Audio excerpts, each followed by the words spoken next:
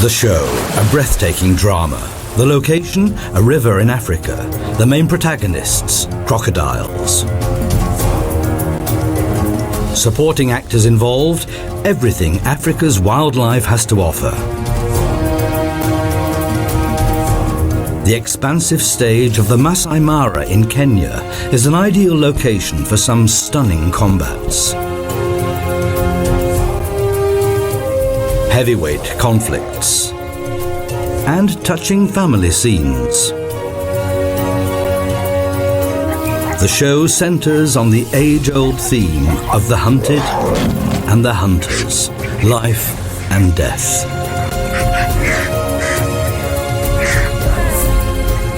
But none of the other protagonists can match this one, the killer that comes out of the water.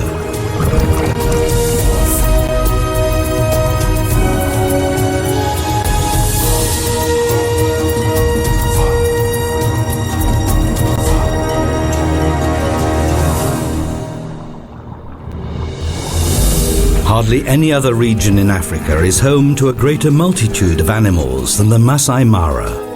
This region in the southwest of Kenya is the land of the Masai.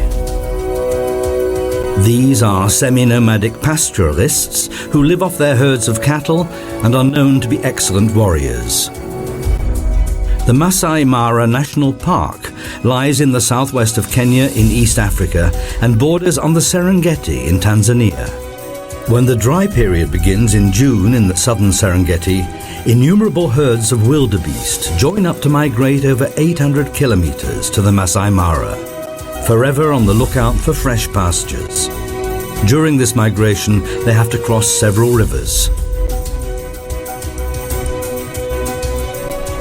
The greatest obstacle, and one that has to be crossed, is the Mara River. It flows from Kenya through the Masai Mara region and continues on across the border into Tanzania and the Serengeti. At first sight, it may not look particularly threatening, and it is indeed the main artery that keeps the Masai Mara alive. These heat-sensitive hippos rely completely on the river to secure their very existence in the savannah. Nowhere else does the vegetation offer such a wealth of food for the elephants. Depending on their size, these pachyderms also require from 70 to 250 litres of drinking water a day.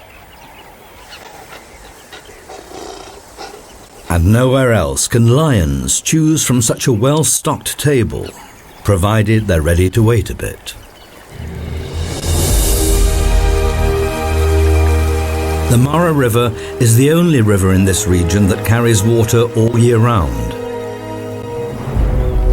Only here can the yellow-billed stork trawl the bottom of the river shallows for an endless supply of fish. Only here can the heavy-hoofed animals of the Masai Mara find drinking water in plenty. The banks are often crowded with wildlife for that very reason. That slip could have ended in tragedy. Because for many animals, the Mara River that meanders for nearly 400 kilometers through the savannah is the most hazardous river in the whole of Africa. Because of these fellows. Crocodiles spend the majority of their lives just lying around in their armored skins, doing nothing. As cold-blooded animals, they can only regulate their body temperature through their own activities. They have to enjoy extensive sunbathing sessions to enable them to carry out their sorties underwater. The webs between their toes on the rear feet help them to swim.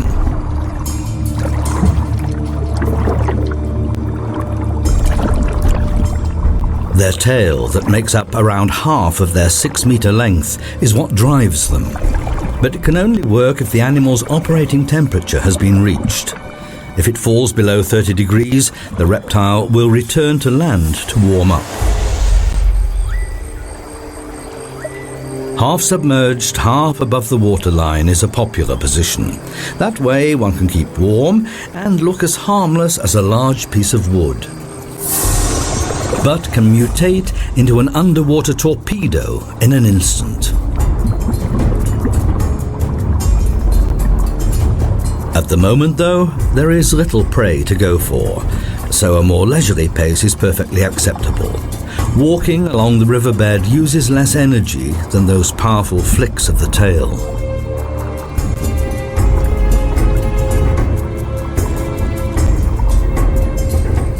What looks like boredom-induced yawning is in fact temperature regulation. By opening its mouth, the reptile prevents its brain overheating. If it's still too hot, it moves into the water. A lunchtime doze underwater is only possible for a crocodile if the water is very warm. The geographical range of their existence is restricted to tropical and subtropical regions. They can't afford to waste too much energy. Most of the time throughout the year they just wait, ready to attack with their fearsome jaws containing more than 70 teeth.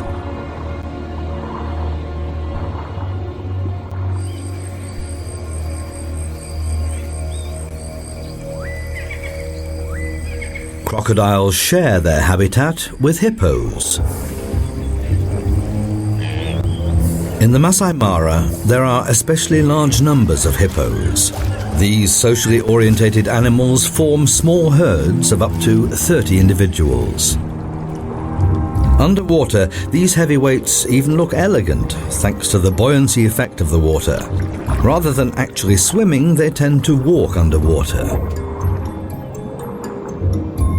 They spend most of the day in the water because their sensitive skin would crack in the intense summer heat. They can stay underwater for up to 5 minutes before they have to come up again for air.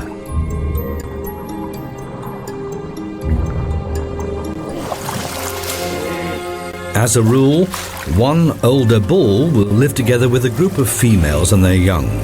The animals are generally related and maintain friendly contact with one another.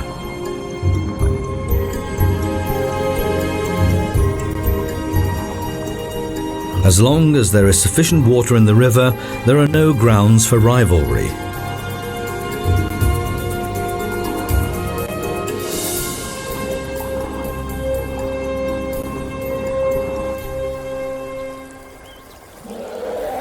Elephants also like to congregate around the Mara River.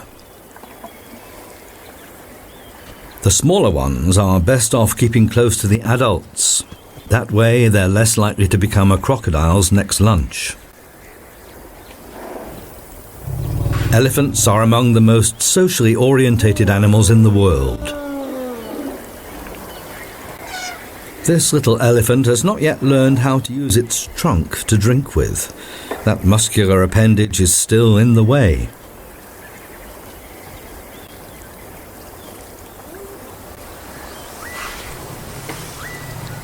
It takes a while for baby elephants to learn what useful tools their trunks are.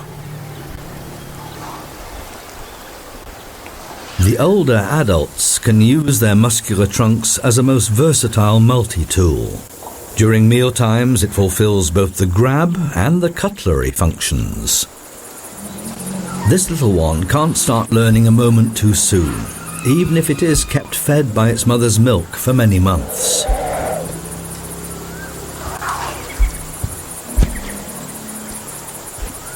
In greetings, the trunk acts as a handshake appendage, and the mutual smells tell the other party the identity of the caller. And if it's not quite long enough to scratch with, one can always use a termite hill.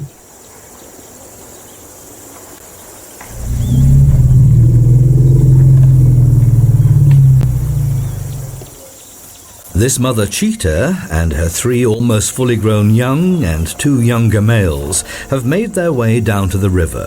The brothers share the remains of the gazelle they caught.